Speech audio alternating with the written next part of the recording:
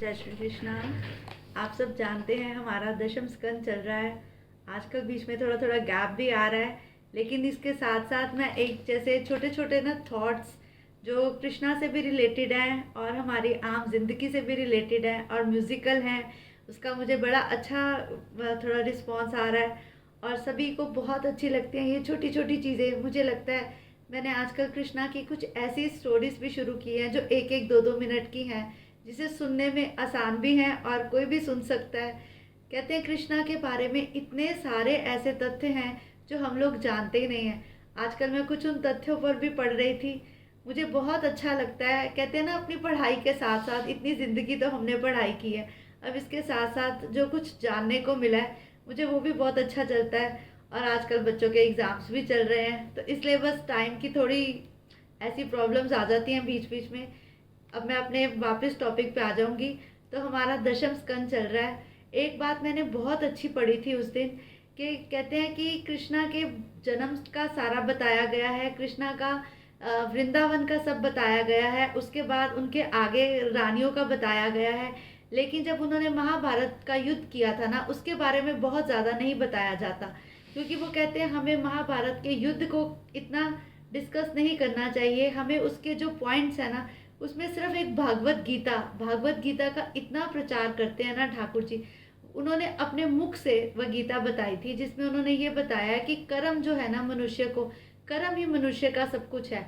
मनुष्य को हमेशा कर्म करते रहना चाहिए, प्रभु से फल की इच्छा नहीं करनी चाहिए। और आज का जो कलयुग का मनुष्य है, शायद वो सबसे पहले फल की इच्छा करता है। अगर हम मंदिर भी जाते हैं तो पहले हम भगवान से कुछ ना कुछ मांगते हैं।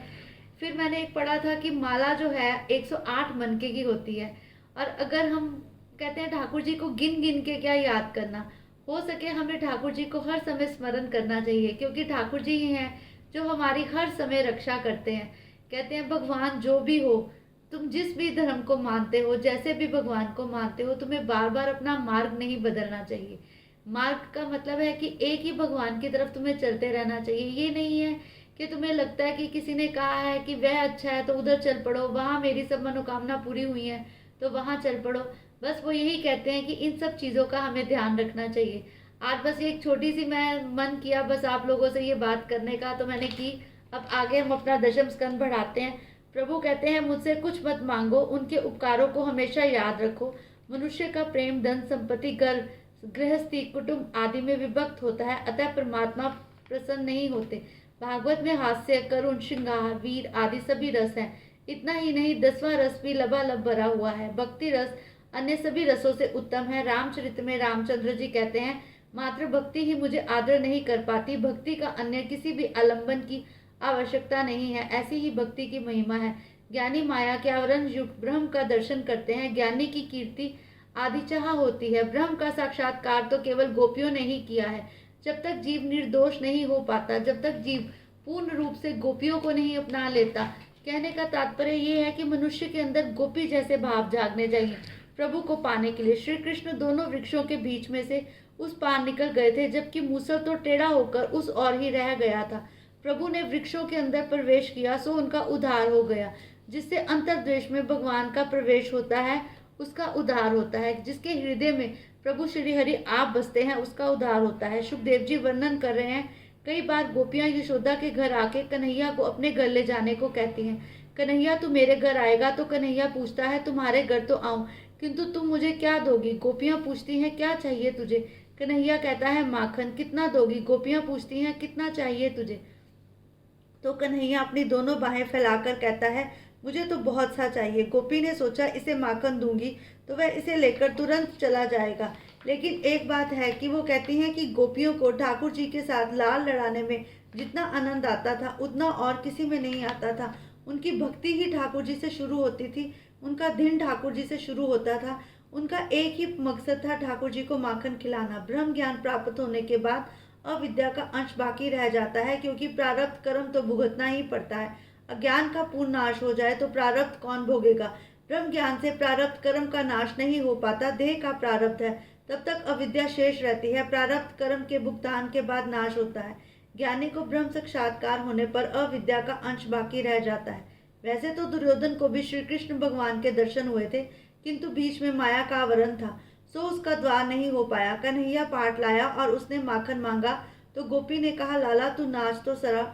माखन के लोभ से वह नाचने लगा। जगत को नचाने वाला नटवर गोपी के प्रेम से वशीभूत होकर स्वयं नाच रहा है। सभी इंद्रियों को ऐसी आदत सी हो गई है कि ईश्वर के भजन किए बिना वह रह नहीं सकती। मालिन का प्रेम धीरे धीरे बढ़ने लगा।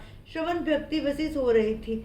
ये मालिन का एक प्रसंग है आगे, जिसमें वो कहते हैं कि ब्रिज में एक सुखिया नामक की मालिन थी जो रोज रोज कृष्ण को कथा सुनाती। भक्ति उसके लिए एक व्यसन सी हो गई थी। तुकाराम का भी व्यसन रूपी भक्ति सिद्ध हुई है। भक्ति का व्यसन सिद्ध करो, अन्य सभी व्यसन भक्ति मार्ग में बाधा रूप है। अतः भक्ति को ही व्यसन बना दो। प्रभु कहते हैं, कन्हैया कान में, आंखों में, हृदय में उतर जाता है। बार बार कृष्ण कथा सुनने पर कृष्ण के दर्शन की उत्कंठा हो उठती है। वो कहते हैं, जितना हम हरि का नाम स्मरण करते हैं उतनी ही हरि से मिलने की हमारी इच्छा शीघ्र हो जाती है और फिर जाने किस जन्म में हरि समक्ष हमारे आ ही जाते हैं। लाला के दर्शन के लिए सुखिया आती है। अधिकार के बिना भगवान के दर्शन नहीं हो पाते। यदि सुख सुविधा की इच्छा बनी रहे तो भगवान के दर्शन नहीं होते। सुखिया मालिन हर रोज नंद बाबा के आंगन में आती जाती थी, किंतु कन्हैया बाहर निकलता ही नहीं था। तो उसने एक भूदेव से श्री कृष्ण का उपाय पूछा। भूदेव ये जानकर प्रसन्न हुए कि एक जिज्ञासु और सुपात्र जीव है। तो उन्होंने सुखिया से कहा, अपने घर में बाल कृष्ण की सेवा साधना स्मरण करती रहोगी तो वह प्रसन्न होगा। ईश्वर के वश में करने एक अच्छा साधन है सेवा स्मरण। आग्रह सेवा स्मरण का रखो, ईश्वर दर्शन का नहीं। जीव की पात्रता मिलते ही उसी के दर्शन होते हैं। लंबी लंबी दाढ़ी वाले साधु संत भी दर्शन किए बिना नहीं जाते। भगवान तो मन की बात भी जानते हैं। मन की पात्रता के बिना जीव ईश्वर का दर्शन नहीं पा सकता। प्रभु कहते हैं, कथा श्रवण के बाद कुछ व्रत नियम अगर मान लिए जाए तो फिर प्रभु की और भी दया बन जाती है। कथा मार्गदर्शन है। कथा श्रवण करने पर कुछ तो व्रत करो। जो भी हमने सुना है उसे हमें अपने हृदय में अवश्य उतारना चाहिए। मालिन को भांति भांति के साधन बताए गए, किंतु वे सब अनुकूल नहीं थे। तो भूदेव ने कहा, यदि तू कुछ भी नहीं कर सकती तो कम से कम नंद बाबा के घर हर रोज 108 बार प्रदक्षिणा किया कर। प्रणाम स्नान किए जाते हैं। प्रदक्षिणा चतुरंग। प्रदक्षिणा करते समय हाथ जोड़ वंदन करते हुए प्रभु का नाम जप करते रहना चाहिए। कीर्तन करते करते धीरे प्रदक्षिणा हो जाए। कुछ लोग इस तरह दौड़ते हुए प्रदक्षिणा करते हैं मानो उनके पीछे भूत पड़ा हो। 3 वर्षों तक प्रदक्षिणा का ये नियम बनाए रखना चाहिए। कन्हैया अवश्य दया करेगा। तो मालिन इस प्रकार रोज प्रदक्षिणा करने लगी। मनुष्य प्राय अपने दैनिक कार्य तो नियम कर लेता है, निद्रा और भोजन तो वह कड़ा कर्म नियम से करता है, परंतु जब प्रभु की भक्ति की बारी आती है तब उसके सारे नियम के नियम धरे रह जाते हैं और वह हर पल हर क्षण यही सोचता है कि जिस समय मिलेगा उसी समय भजन करूंगा। भजन किए बिना खाने वाला मनुष्य को पाप नहीं लगता, पर एक बात है, जब हम अपना नियम से उल्लंघना करते हैं, जब हम अपना नियम छोड़ देते हैं तो फिर कहीं ना कहीं हमारी भक्ति में प्रभु बांधा ले ही आते हैं। मनुष्य जितनी देखभाल अपने कपड़ों की करता है, कहते हैं जिसे हरि अपना लेते हैं, जिसे हरि अपने पास बुलाना चाहते हैं, हरि उसे अपने आप ही भक्ति के मार्ग बताते हैं। उसे हरि में मजा आने लगता है। हरि की कथा उसे आनंद देती है। उसे हरि नाम स्मरण करके अच्छा लगता है। कहते हैं जिस जन्म में भी तुम्हें बार बार हरि का स्मरण हो, बार बार तुम्हारा मन हरि से मिलने का करे, बार बार तुम्हारा मन हरि नाम दर्शन के लिए करे, तो ये समझ लेना चाहिए कि हरि की तुम पर अति कृपा है। तब तुम्हें अपनी इस कृपा से दूर नहीं हटना चाहिए। मालिन रोज परमात्मा को मानती रहती। नाथ दर्शन दीजिए। 3 वर्ष पूरे हो गए। अब तो कृष्ण विरह असहनीय हो गया था। उसका मन भी शुद्ध हो गया था। आज उसने निश्चय किया, जब तक कन्हैया का दर्शन ना कर पाऊं तब तक नंद बाबा के आंगन नहीं टूटूंगी। जीव जब विज्ञा योनि से छटपटाने लगता है, भगवान आ ही मिलते हैं। अपने सिर पर फूल की टोकरी उठाए सुखिया मालिन प्रदक्षिणा करने लगी। परमात्मा को शबरी के बेर याद आ गए। दर्शनातुर मलिन को मुझे दर्शन देना होगा। कटी पर सोने की करधनी, हृदय में बाजूबंद, गले में कंठी, पग में पैजनिया और मस्तक पर मोरमुख विभूषित बालक कन्हैया छुमक छुमक करता हुआ आंगन में आया। दर्शनातुर मालिन के सामने आकर हाथ फैलाकर लला मांगने लगा। बाहर कन्हैया से मालिन भी बातें करने लगी। अपने सुख दुख की बातें कन्हैया से एकांत में कहना। अपने दुख की कथा कृष्ण के सिवाय किसी और से ना कहना, यही तुम्हें सुख देगा। कहते हैं हमें हर एक के आगे अपने दुख का ढिंढोरा नहीं पीटना चाहिए। सुख तो सब सुन लेते हैं, परंतु दुख सुनने की क्षमता श्री कृष्ण के अलावा किसी में भी नहीं है। माली ने सोचा, यदि लला के हाथ में फल रख दूंगी तो तुरंत ही वह भीतर लौट जाएगा। सो वह उसको बातों से रोकने लगी। मैं फल देने आई हूँ, बेचने नहीं। फल ले और मुझे अनाज दे। फिर उसे दुख भी हुआ कि अनाज मांगा ही क्यों।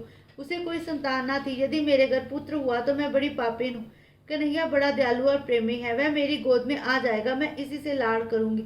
बालकृष्ण दौड़ता हुआ गया और 2 मुट्ठी चावल ले आया, मालिन की टोकरी में रख दिए।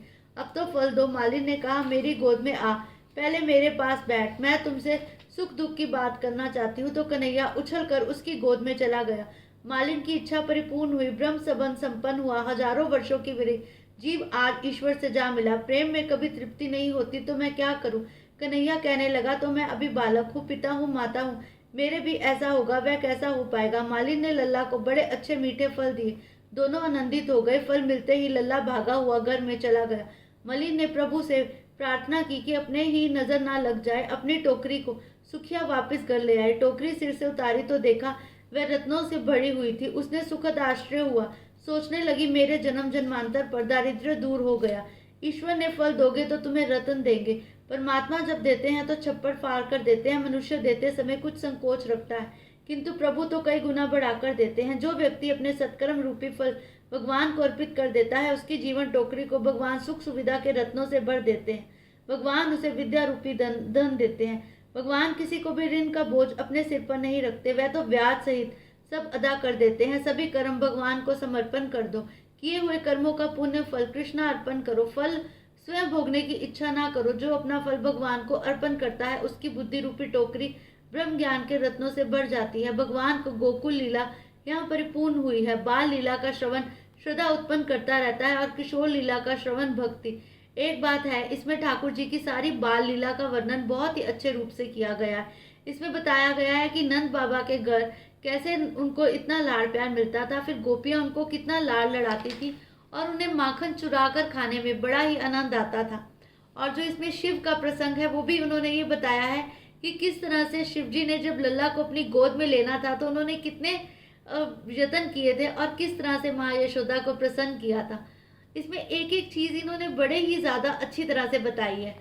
अब वृंदावन लीला का आरंभ हो रहा है और वृंदावन लीला ऐसे है जिसे सुनने के लिए सब गोपियां जो है ना, और इन्होंने कहा है कि सुखदेव जी इस लीला का गान करने के लिए उन्होंने कहा कि पूरा का पूरा ब्रह्मांड ये कथा सुनने के लिए आकाश में मानो पूरा उनको भर गया था कि हर कोई ये कथा सुनना चाहता था। तो अब हम इस कथा को अगले भाग से शुरू करेंगे।